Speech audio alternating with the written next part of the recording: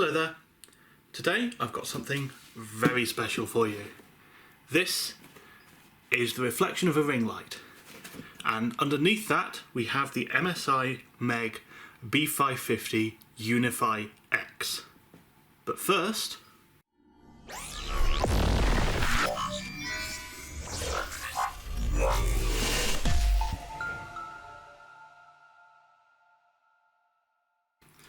okay, let's get straight into the unboxing.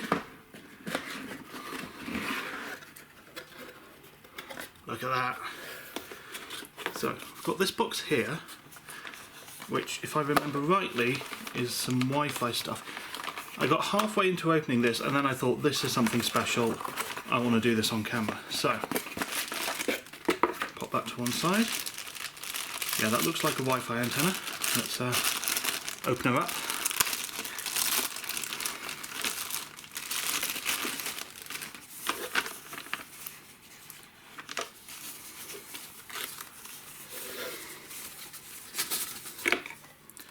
There we are. Suspiciously similar to an ASRock one that I've got, but we have our Wi-Fi antenna there and a cable for it, and underneath that the board itself. Now, it's a pretty special board, however I am going to put it aside just for the moment. We'll pop our board just there and take this cardboard packaging out. You might remember my previous video, I was unboxing a low-end gigabyte board. I sort of just threw it. This I'm being a bit more gentle with. So, you may have noticed we have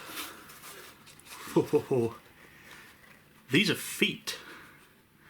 These are for standing the board up on a test bench. So you can assemble these and it will be like having a test bench for the board. Very excited about this. So we've got other accessories as well. What have we got here? I am not sure what this is. This looks like, that's an RGB splitter cable. Looks like it's analog 4-pin RGB. It's just a cable, so it will support 5 volts or 12 volts. 2 SATA cables here, one straight, one right angle. This is an extension cable for addressable RGB. We have a little bag here that has 3 M.2 screws, and there we have another 3. It doesn't have that many M.2 slots, but there's no harm in having spares. Here we have a beautiful black Unify themed case badge. An advertising leaflet, of course, telling you about all of the other products that MSI make.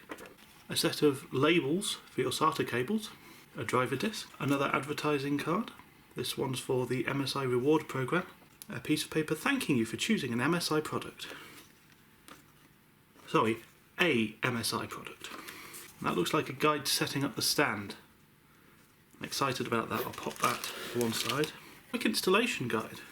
It covers all manner of different sockets, all manner of different motherboards therefore.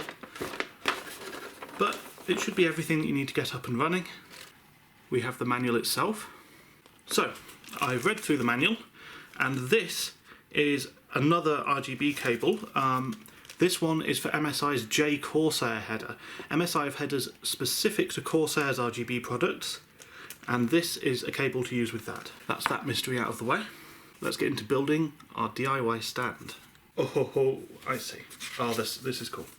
Right.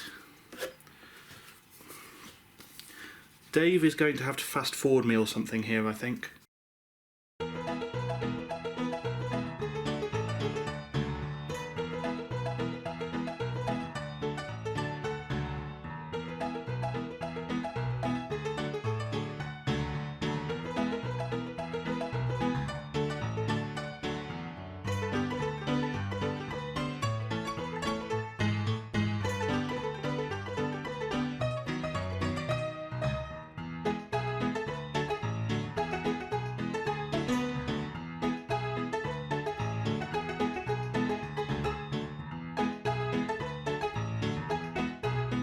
So, what we have here is we have a fan mount. Now I'm afraid this fan is horribly dusty, so it will be facing the wrong way around. Rest assured, I do know this is the wrong way around, I just don't want you to see how dusty the fan blades are. But if you were actually setting this up and you're going to use it as a test bench, you would want that fan to be pointed in the other direction so that it would blow up onto the back of the motherboard.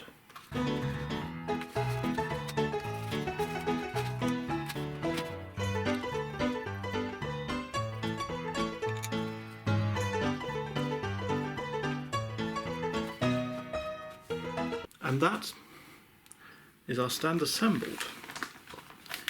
Now, with great reverence, I shall remove this board for the first time from its anti-static bag.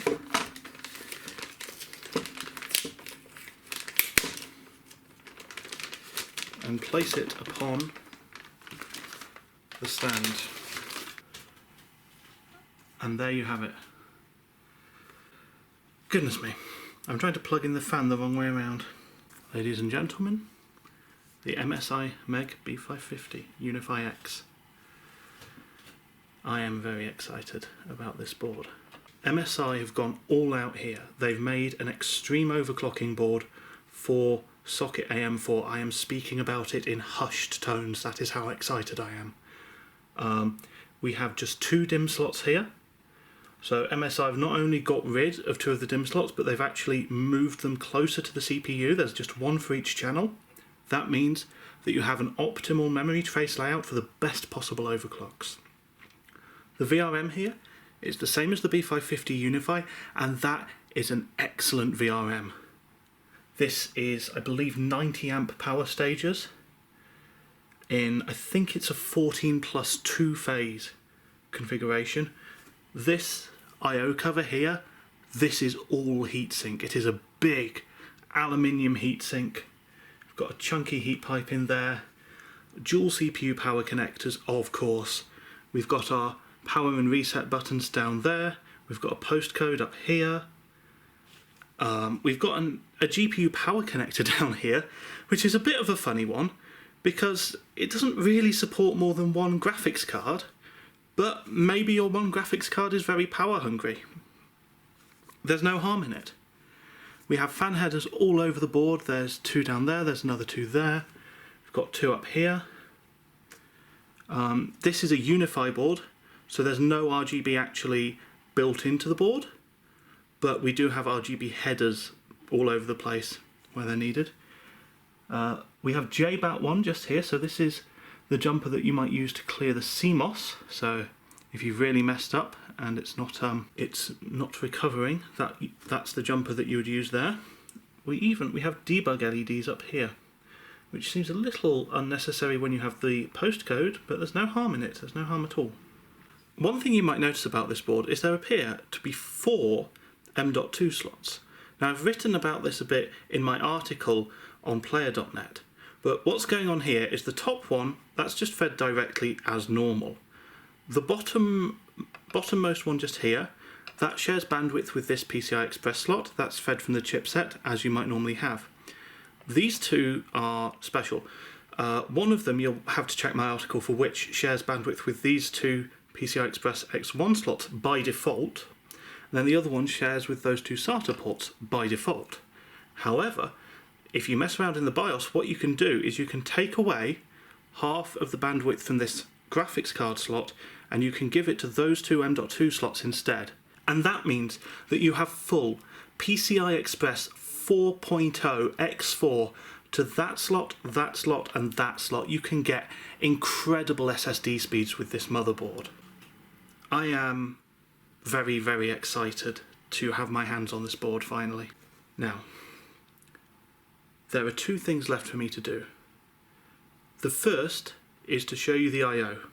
We have a total of 7 USB Type A ports, 4 USB 2.0, and then 3 USB 3.2 Gen 2 those are. Then we have a Type C port, which is also USB 3.2 Gen 2. Like all modern MSI boards, the Ethernet is 2.5 gigabits per second. It's using a Realtek controller. The Realtek controllers for this generation are pretty good.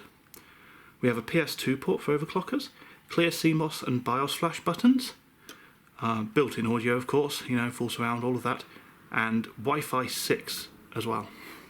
There is one thing left for me to do.